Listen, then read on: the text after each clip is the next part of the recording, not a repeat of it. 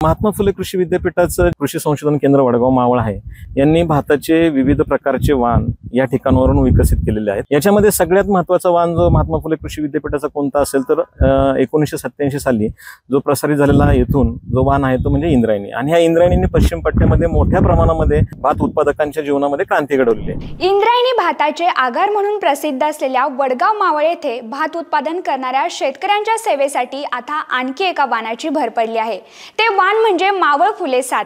हे वाण वडगाव मावळ येथील भात कृषी संशोधन केंद्राने विकसित केले आहे। या वाणाला आता कृषी विद्यापीठाची देखील मान्यता मिळाली आहे। मावळ येथील भात कृषी संशोधन केंद्राने आतापर्यंत विकसित केलेल्या सर्वच वाणांची आणि मावळ फुले 7 या नवीन वाणाविषयी वडगाव मावळ येथील भात कृषी संशोधन केंद्रातील डॉक्टर नरेंद्र काशीद यांनी दिलेली माहिती पाहूयात। महात्मा फुले कृषी विद्यापीठाचं जे आपलं कृषी संशोधन केंद्र वडगाव मावळ आहे यांनी भाताचे विविध प्रकारचे वाण या ठिकाणावरून विकसित केलेले आहेत आणि तसेच विविध प्रकारच्या शिफारशी सुद्धा म्हणजे या वाणांच्या उत्पादनासाठी त्या सुद्धा शिफारशी जवळजवळ 28 इतक्या शिफारशीत केलेल्या आहेत। याच्यामध्ये सगळ्यात महत्त्वाचा वाण जो महात्मा फुले कृषी विद्यापीठाचा कोणता असेल तर 1987 साली जो प्रसारित झालेला येथून जो वाण आहे तो म्हणजे इंद्रायणी। आणि ह्या इंद्रायणीने पश्चिम पट्ट्यामध्ये मोठ्या प्रमाणामध्ये भात उत्पादकांच्या जीवनामध्ये क्रांती घडवलेली आहे। कारण ह्याच्यामध्ये असलेला जो चिकटपणा आहे आणि जो वास आहे त्याचा तो अतिशय चांगला आहे। भात अतिशय रुचकर आहे आणि साहजिकच हा चिकट होणारा भात लहान थोर मंडळी जी आहेत म्हणजे वृद्धांना तसेच बालकांना सुद्धा मोठ्या प्रमाणामध्ये आवडतो। आणि ह्या वाणानं पश्चिम पट्ट्यामध्ये आपल्या सगळ्यांनाच माहिती आहे की जवळजवळ 70% इतकं क्षेत्र हे व्यापलेलं आहे।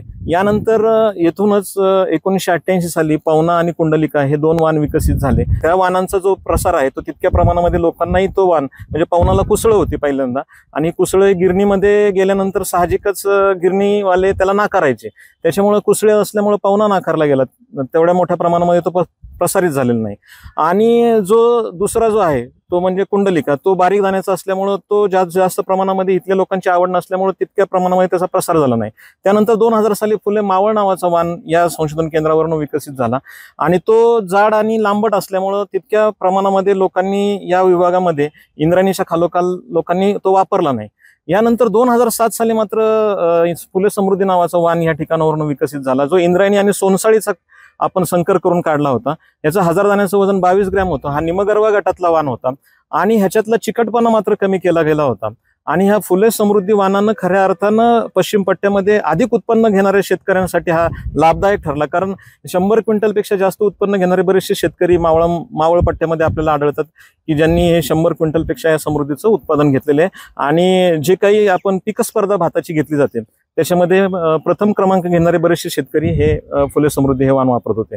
यानंतर 2023 साली बारीक दाण्याचा म्हणजे जिरा राईस प्रकारातला जो वाण आहे तो फुले कोळम हा मागील वर्षी आमचा या ठिकाणावरून प्रसारित झालेला आहे आणि तो लोकांमध्ये हळूहळू आता आपण त्याचा वाढवण्याचा प्रचार करण्याचा प्रयत्न करत आहोत। सगळ्यात महत्त्वाचं एक चांगली गोष्ट या ठिकाणी घडलेली आहे की 7, 8, 9 तारखेला अकोला येथे जो जॉईंट ॲग्रोस्को झाला 4 विद्यापीठांचा, त्या ठिकाणी फुले मावळ 7 हा नवीन वाण या संशोधन केंद्रावरून प्रसारित करण्यात आलेला आहे। त्याला मान्यता त्या ठिकाणी देण्यात आलेली आहे। हा वाणाचं वैशिष्ट्य असं आहे की हा वाण गरव्या गटातला आहे। जो काही आता हवामानात जो बदल घडत आहे त्याच्यामध्ये आपल्याला एक गोष्ट निरंतर लक्षात येत आहे की नंतरचा येणारा जो ऑक्टोबर महिन्यातला पाऊस असतो तो शेतातनं पाणी त्याच्यामुळे निघत नाही आणि अशा प्रकारचा वाण हा पश्चिम पट्ट्यासाठी आवश्यक होता आणि त्या अनुषंगानं हा वाण आम्ही या इथून प्रसारित केलेला आहे।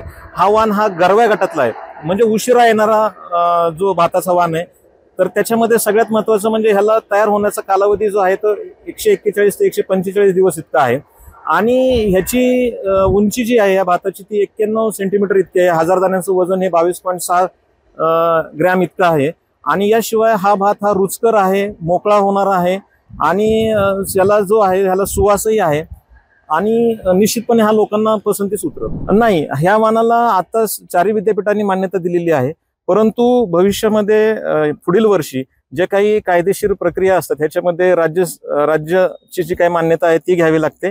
यानंतर केंद्राची मान्यता आपल्याला घ्यावी लागते आणि ह्या दोघांची मान्यता मिळाल्यानंतर पुढील वर्षीपासून मात्र आपण हा वाण देण्यास शेतकऱ्यांना सुरुवात करणार आहे।